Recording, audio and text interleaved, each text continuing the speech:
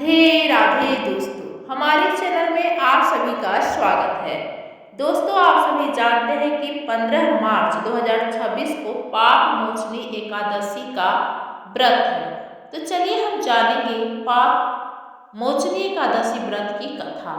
दोस्तों, अर्जुन ने भगवान श्री कृष्ण से कहा, हे मधुसूदन, आपने फाल्गुन मास के शुक्ल पक्ष की एकादशी अर्थात आमलकी एकादशी के बारे में विस्तार पूर्वक बतलाया। चैत माह के कृष्ण पक्ष में आने वाली एकादशी का क्या नाम है तथा उसकी विधि क्या है, कृपा करके आप मेरी बढ़ती हुई जिज्ञासा को शांत कीजिए। भगवान श्री कृष्ण ने कहा, हे अर्जुन, चैत मास के कृष्ण पक्ष की एकादशी को पाप मोचनी एकादशी के नाम से जाना जाता है। एक बार की बात है, पृथ्वीपति राजा मानधाता ने लोमस ऋषि से यही प्रश्न किया था जो तुमने आज मुझसे किया है। अतः जो कुछ भी श्री लोमस ने राजा मानधाता को बतलाया वही मैं तुमसे कह रहा हूँ। राजा मानधाता ने धर्म के रहस्यों के ज्ञाता महर्षि लोमस से पूछा, हे ऋषि श्रेष्ठ, मनुष्य के पापों का मोचन किस प्रकार संभव है? कृपा कर कोई ऐसा सरल उपाय बताए जिससे सभी को सहज ही पापों से छुटकारा मिल जाए। महर्षि लोमस ने कहा, हे नृपति, चैत मास की कृष्ण पक्ष की एकादशी का नाम पाप मोचनी एकादशी है। उसके व्रत के प्रभाव से मनुष्यों के अनेक पाप नष्ट हो जाते हैं। मैं तुम्हें इस व्रत की कथा सुनाता हूँ, ध्यान पूर्वक श्रवण करो। प्राचीन समय में चैत्र रथ नामक एक वन था। उसमें अप्सराएं इंद्रों के साथ विहार किया करती थी। वहाँ सदैव बसंत का मौसम रहता था, अर्थात उस जगह सदा नाना प्रकार के पुष्प खिले रहते थे। कभी गंधर्व कन्याएं विहार किया करती थी, कभी देवेंद्र अन्य देवताओं के साथ क्रीड़ा किया करते थे। उसी वन में मेधावी नाम के एक ऋषि भी तपस्या में लीन रहते थे। वे शिव भक्त थे। एक दिन मंजू घोषा नामक एक अप्सरा ने उनको मोहित कर उनकी निकटता का लाभ उठाने की चेष्टा की। इसलिए वह कुछ दूरी पर बैठे बीना बजाकर मधुर स्वर में गाने लगी। उसी समय शिव भक्त महर्षि मेधावी को कामदेव भी जीतने का प्रयास करने लगे। कामदेव ने उस सुंदर अप्सरा के भ्रू का धनुष बनाया, कटाक्ष को उसकी प्रत्यंचा बनाई और उसके नेत्रों को मंजू घोषा अप्सरा का सेनापति बनाया। इस तरह कामदेव अपने शत्रु भक्त को जीतने को तैयार हुआ। उस समय महर्षि मेधावी भी युवावस्था में थे और काफी हष्ट-पुष्ट थे। उन्होंने यज्ञोपवीत तथा दंड धारण कर रखा था। वे दूसरे कामदेव के समान प्रतीत हो रहे थे।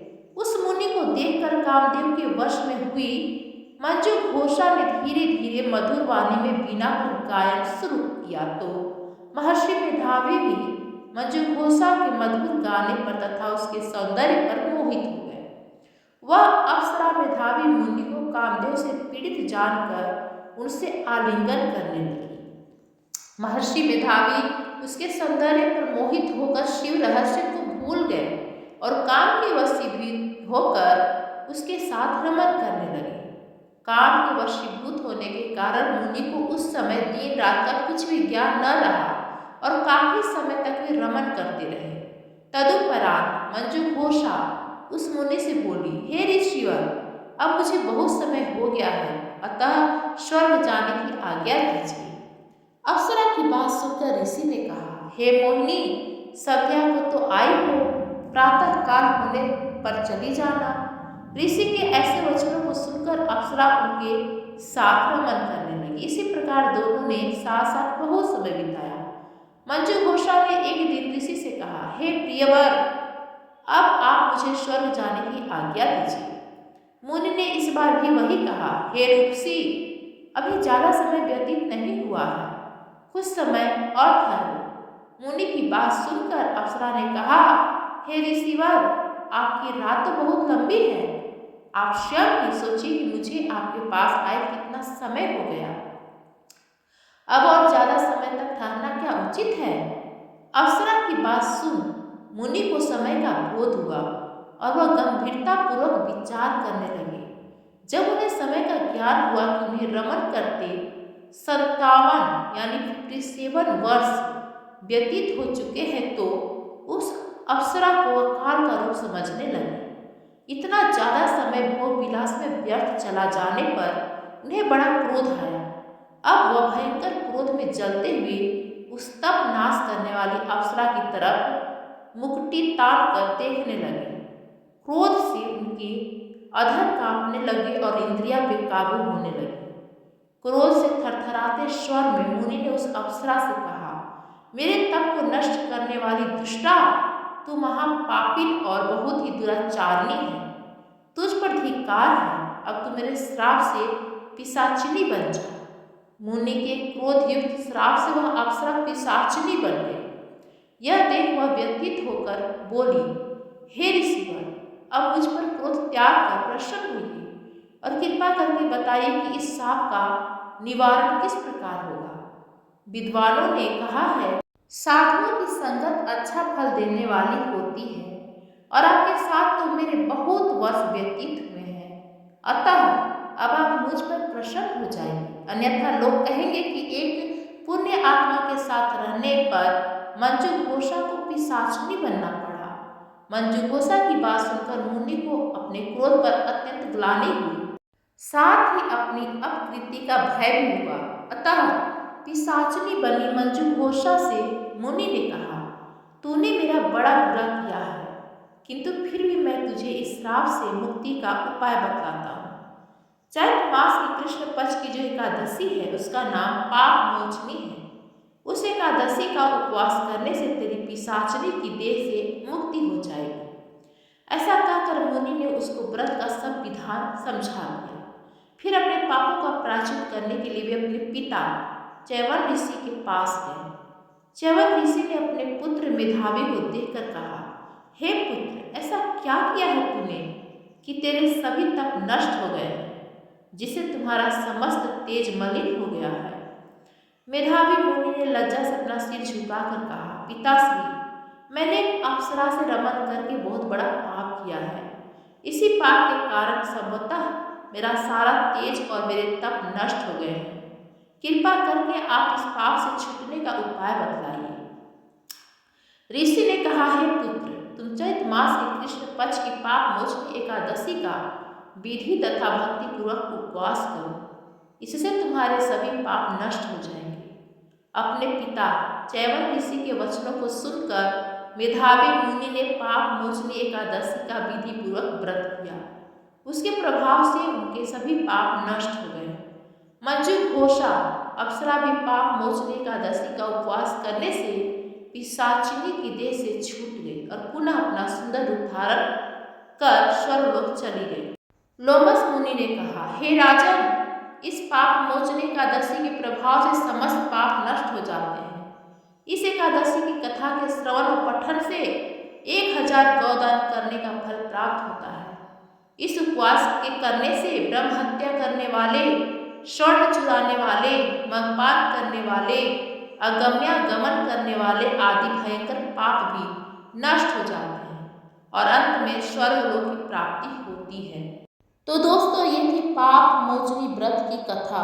अब हम आरती शुरू करेंगे। दोस्तों चलिए हम आरती सुनते हैं। ओम जय जगदीश हरे, स्वामी जय जगदीश हरे, भक्त जनों के संकट, दास जनों के संकट क्षण में दूर करे। ओम जय जगदीश हरे, जो ध्यावे फल पावे,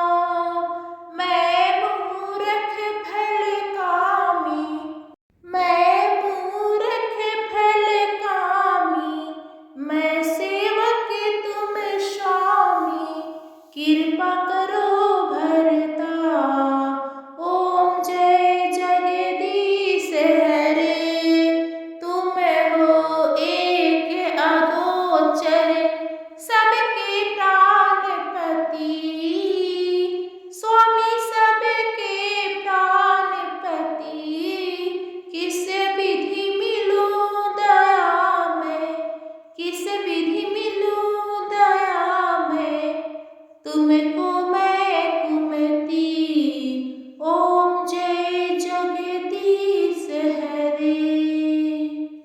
दीन बंधु दुख हरता ठाकुर तुम मेरे। स्वामी ठाकुर तुम मेरे अपने हाथ उठाओ, अपने शरण लगाओ, द्वार पड़ा मैं तेरे। ओम जय जगदीश हरे। विषय विकार मिटाओ, पाप हरो देवा। स्वामी पाप हरो देवा। सरदा भक्ति बढ़ाओ, सरदा भक्ति बढ़ाओ, संतन की सेवा। ओम जय जगदीश हरे। जय जगदीश हरे। स्वामी जय जगदीश हरे। भक्त जनों के संकट, दास जनों के संकट क्षण में दूर करे। ओम जय जगदीश हरे। तो दोस्तों आरती समाप्त हुआ। आपको बताना है कि हमारा पाप मोचनी एकादशी व्रत की कथा और आरती कैसी लगी। यदि पसंद आए तो हमारे चैनल को like, comment, share and subscribe जरूर करें। धन्यवाद फ्रेंड्स।